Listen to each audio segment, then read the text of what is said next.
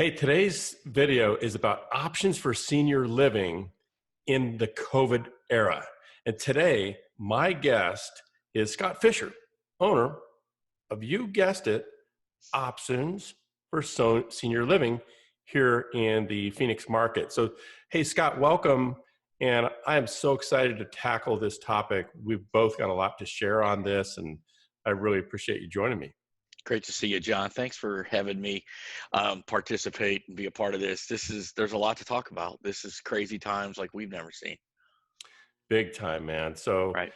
we've all heard all this national news and now local news. A real hot topic in the last couple of weeks has been, Mhm. there's a couple senior centers, care facilities where there's been just some real unfortunate situations with the COVID thing hitting the senior community super hard. And I know, just in case you guys who are watching don't realize this, Scott has been in this industry a long time. He knows every facility in the valley like the back of his hand. So he know when you hear good or bad news about any of these facilities, Scott knows these people, and they're good people, man. So, I just thought we would just kind of tear into this topic. Like, the title of your business is really fitting for what we need to talk about today, because people are scared, man, especially Right. for seniors, right? I mean, Well, it's totally frightening, and you're right. What's happened is that there's been a national narrative and then a local narrative that senior living is frightening. It's unsafe. People are getting sick in huge numbers. Um, and it's legit. Real people are living in those places. Families are connected to those loved ones inside.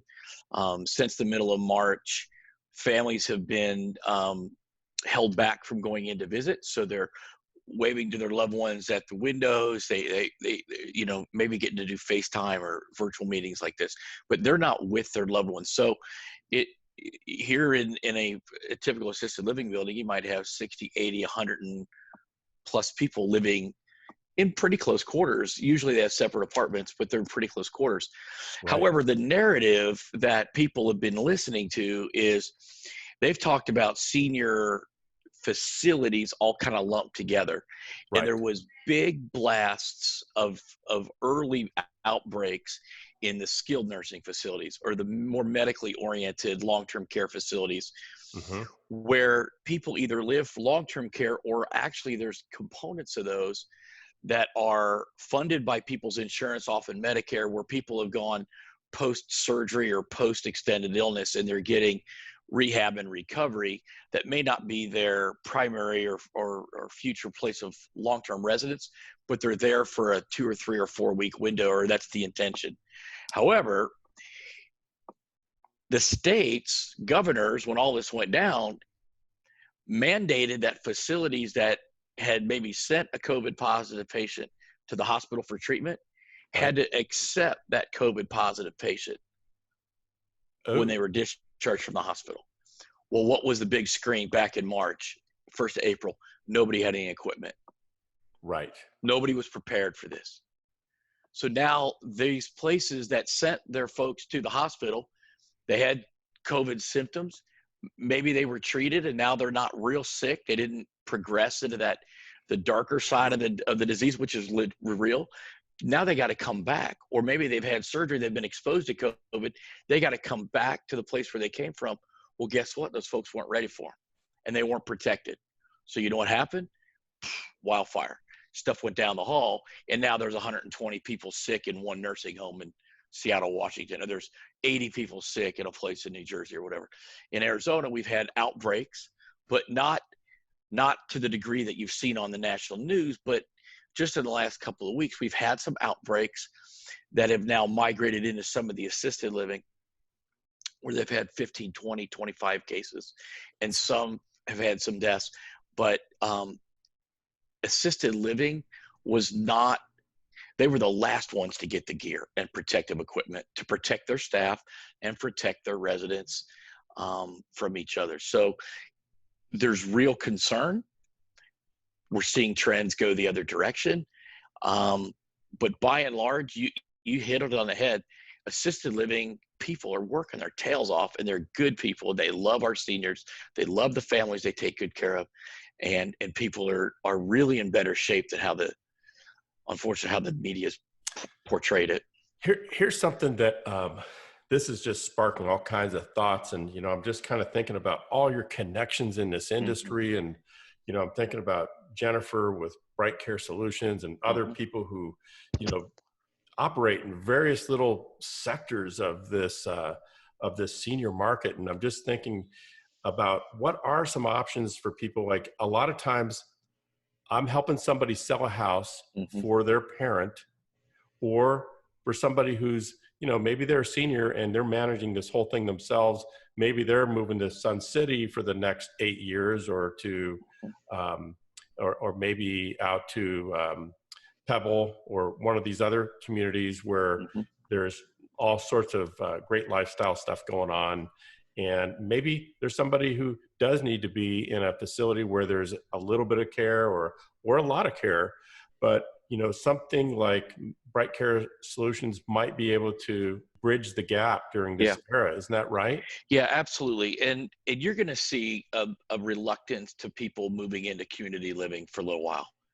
But Yeah. um, you're But totally we're going to right. get through this, man. No, well, of course. And in our culture, look, I was talking to someone yesterday, and in the American culture is that we love our families with us as long as we can take care of them, but then we love them in another way by helping them find the best long-term care living solution. We're not going to be an Eastern European culture or an Asian culture where we keep 3 and 4 generations in our houses. That's not going to be the American culture. It's not what we do. So senior living is still going to be a big part of this, but using um, Bright Star care solutions where they bring caregivers into the house um, makes a lot of sense for people in this uncertain time, or to gap it. I have a lot of people that in our business, there's 10 of us in my company that cover the whole valley, and we've got a number of people that are ready to go to senior living. They just want the wind to stop blowing, and they want to be able to go. Once they place mom or dad, they want to have the doors open where they can go in and visit. And right now, for all the right reasons, the senior living operators are keeping families outside to mitigate any further exposures and stuff like Totally, that. totally But that's makes going to change. sense. That's And going to change. Yeah. it totally makes sense. And it seems like there are, just as we've already touched on, there are different levels of care necessary. Some people just need a little help with like some daily routines, like doing laundry and cooking and taking care of some basic needs. And some people need a little bit of medical help, remembering to take medication. Some people need help with taking showers and going to the bathroom. And, the great thing about what you do is you're able to help people find facilities that do any of those things, from the most simple duties to the most complex medical duties.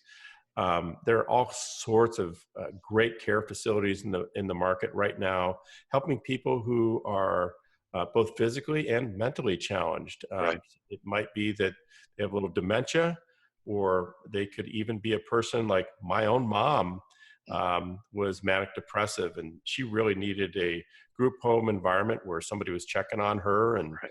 so at times she lived in a place like that. But it's nice to know that guys like you who are ingrained in the senior community can really help people get the proper care, whether it's at home for a season until this COVID thing passes over, Right. or into a facility, even now that you can do it safely. And whatever it is that people need, we just want to help you guys find the right solution. So that's one of the things I wanted to do, is introduce you guys to Scott. And Scott's contact information is going to be below. A link to his website will be down below. And Scott, I'm going to go ahead and you're going to give me a phone number that I'll put in the link down below in the description, so that if you need help with this, Scott, how many years you've been doing this? Like 20 years now? Well, You're a nurse I for got into the 17, senior and care business in 2000, and I opened the options business in 2003 after a couple of years still working as a clinical nurse specialist that managed people with the dementia, like you talked about. Um, I did that for 3 years, and that was the introduction I needed to get into senior care and senior living. That's And awesome. so And you have March 1st, a really long background as a nurse also, right? yeah, that my degree in nursing is from Arizona State in 1986. So I had about 20 years in under my Yeah. belt when I opened the business in 2003. Yeah, That's this this COVID is not going away. yeah. It's gonna subside. It's gonna set back. It may have waves to it. It may be seasonal. Heck, we don't know all the time. So senior living is gonna adapt to care for people that have those needs going forward. We're going to adapt. In 2001, we got our brains blitzed by 9/11. Well, we're still adapting to that, right? We figured out how to do Super Bowl safely and World Series and air travel safely, and we've done all that. We're going to figure this out with senior living as well. Alzheimer's is going to progress despite COVID, right? Right. People are going to have surgeries and need care, and they're going to have diabetes and all kinds of things despite COVID. So senior living is going to adjust.